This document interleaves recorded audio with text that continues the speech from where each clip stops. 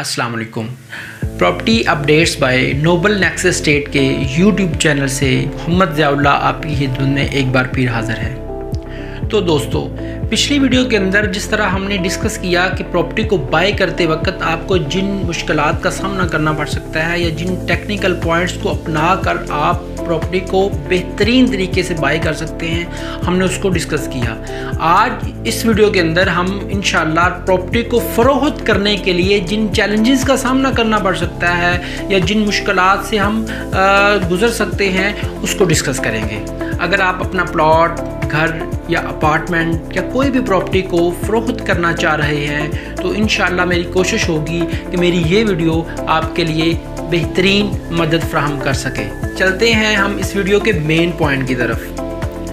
दोस्तों, अगर आप अपनी कोई भी प्रॉपर्टी को फ़रोख्त करने का सोच रहे हैं तो इस वीडियो का सबसे पहला जो पॉइंट है वो ये कि आपको चाहिए कि आप मार्केट का एक कॉम्पिटेंट डीलर या एक प्रॉपर्टी एडवाइज़र को हायर करें। इसके अंदर एक बहुत इम्पॉर्टेंट बात यह है कि आप मार्केट का कोई भी एक एजेंट या मैक्सिमम 2 को मौका दें, क्योंकि जो बायर होता है उसका एक माइंड सेट होता है कि उसने जब भी कोई प्रॉपर्टी बाय करना होती है तो उसने पूरी मार्केट को विजिट करना होता है, या अगर ऑनलाइन कोई प्लेटफॉर्म है तो उन्होंने जितने भी ऑनलाइन प्लेटफॉर्म है उसको सर्च करना होता है, जो कि उसका राइट भी है। लेकिन इसमें टेक्निकल वजह यह है कि अगर आपकी प्रॉपर्टी हर दूसरा बंदा कोट करना शुरू कर दे मार्केट में तो आपकी प्रॉपर्टी ऑटोमेटिकली डीवैल्यू हो सकती है, क्योंकि बायर इस चीज़ का फ़ायदा उठाते हुए ऑफ़र कम देता है।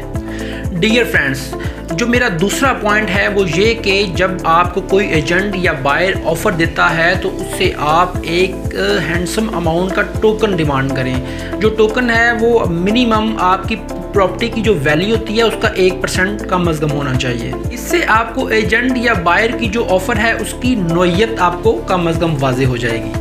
गाइस, इस वीडियो का जो थर्ड पॉइंट है वो ये कि आप जिसको प्रॉपर्टी सेल कर रहे हैं वो एक अच्छी क्रेडिबिलिटी का हामिल शख्स होना चाहिए, और इस बात को आप यकीनी बना सकते हैं आपने जो एक कंसल्टेंट या प्रॉपर्टी एडवाइज़र को हायर किया हुआ है उसकी मदद से।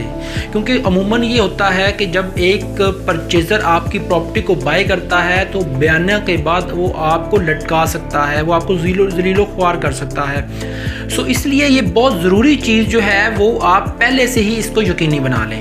गाइस, इस वीडियो का चौथा पॉइंट है वो ये कि जब आपकी प्रॉपर्टी सेल हो जाए या जो आपकी मार्केट के अकॉर्डिंगली जो आपने डिमांड की हुई होती है उससे मिलती जुलती जब आपको ऑफ़र मिल जाए तो आप जो है वो एक एग्रीमेंट टू सेल साइन करेंगे, जिसको हम आम फहम में बयाना पेपर कहते हैं। तो गाइस, अगर आपने अपनी प्रॉपर्टी 1 डे पेमेंट के ऊपर अगर सेल नहीं की तो ये जो बयाना होता है इसकी जो अमाउंट होती है ये अमाउंट डिसाइड करती है कि आपने बयाने के ऊपर बकिया रकम के लिए कितना टाइम जो है वो प्रोवाइड करना है। सो गाइस, बयाना की जो अमाउंट होनी चाहिए वो आपकी प्रॉपर्टी की कुल मालियत का तीसरा या चौथा हिस्सा होनी चाहिए, जिसके ऊपर आप टाइम 4 से मैक्सिमम 8 हफ्ते दे सकते हैं। लेकिन बायर अगर फुल पेमेंट अमाउंट के लिए ज़्यादा टाइम डिमांड कर रहा है तो उसको चाहिए कि वो बयाना की अमाउंट को बढ़ा दे। डियर फ्रेंड्स, जो इस वीडियो का 5वां पॉइंट है वो बहुत ज़्यादा इम्पॉर्टेंट है। आपने हद्दुल इम्कान ये कोशिश करनी है कि जो आप बायर से रकम वसूल कर रहे हैं वो कैश में ना हो। दोस्तों, इस बात से आप बिल्कुल एग्री करेंगे कि जो कैश है वो कितना रिस्की हो सकता है।